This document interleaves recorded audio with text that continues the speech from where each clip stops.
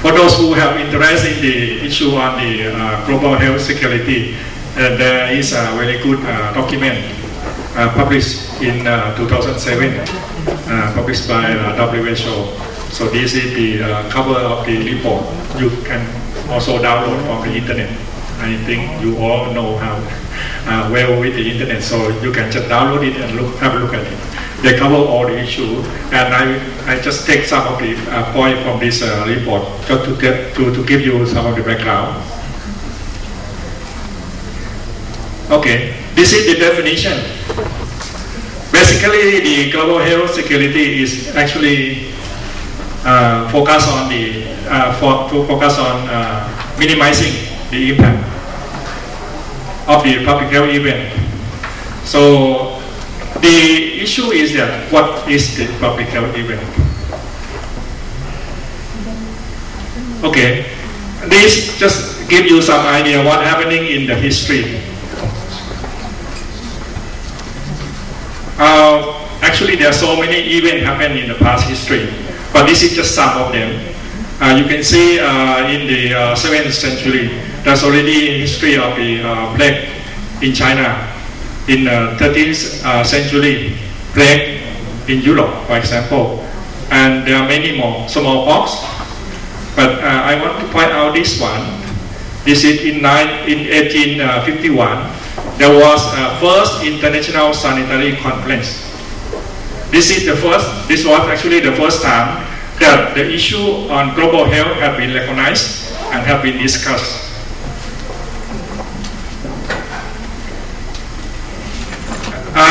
After that, in 1866, there was a big outbreak of cholera in London, which is well documented, and that's kind of convinced people that we need to do something about it. The WHO was established in 1946, and then there was international sanitary regulation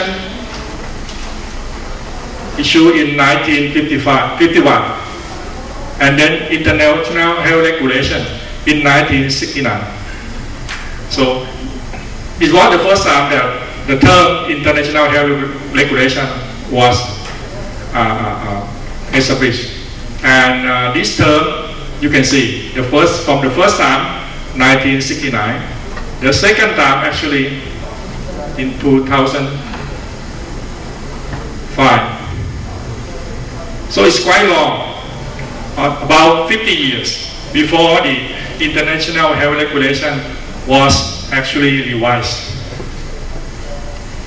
But in the meantime, there was also a history of disease outbreak. But I skipped this one. Did not include the influenza. You may have heard a lot about Spanish flu, Russian flu, Hong Kong flu, because of the pandemic influenza in the past 2 years. So I think you know well about it. So there's so many diseases actually. In the past, normally we put more emphasis or focus on disease.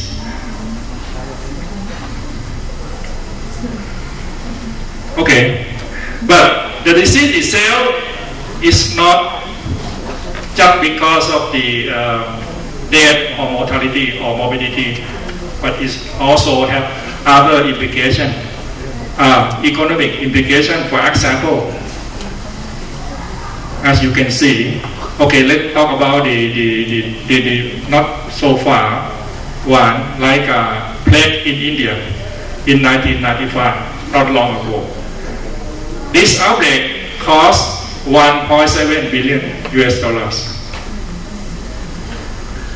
So and then for example, SARS, 30 billion in 2003, and okay, the more localized ones like Nipah virus in Malaysia, 625 million US dollar, for example. So it has a lot of implication. Okay, based on this, the WHO has developed what's so-called the network, global network, in order to counteract with this issue. So actually, you can see there are 4 components: the national capacity strengthening, global alert and response, containment of specific threat, and travel and transport.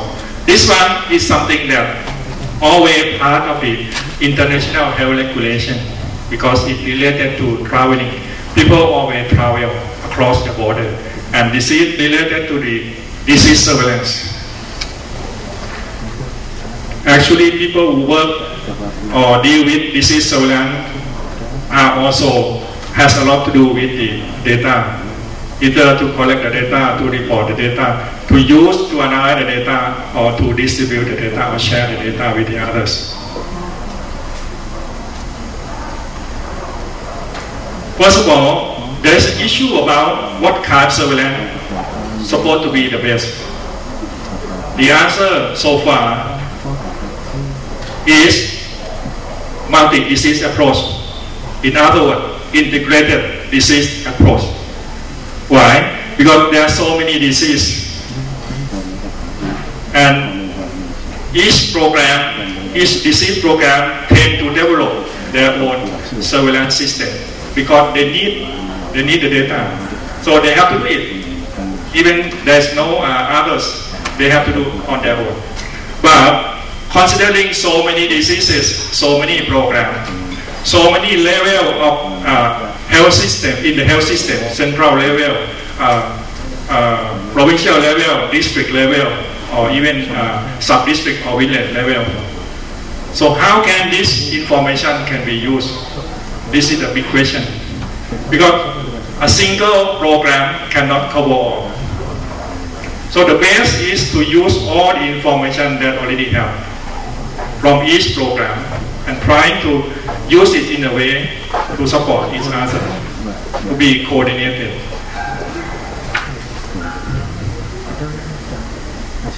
So the first thing is, this is the problem.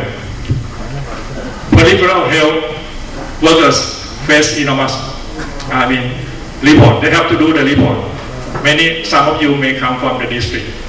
How many times you feel that the request for the report, for the same figure, has come to you, and you feel a little bit bored to answer or to send those report or respond to the request. This is always the issue, especially, for example, at the Puskesmas. Right? Puskesmas is the place where all the report will come from to the central level. And Puskesmas, normally there will be 1 or 2 persons only to do this, to collect this information and respond to the request, send it to the upper level. So if every program, every level, let's say province and central level, just ask one question, request only 1 time in a year, how many requests they will receive? So that's a big burden actually. So there should be a better way to improve this. And then this is the reason why we need to establish an efficient and effective surveillance system. And globally, the opinion is that to establish an integrated multi-disease surveillance system supposed to be the best approach, trying to make it more effective.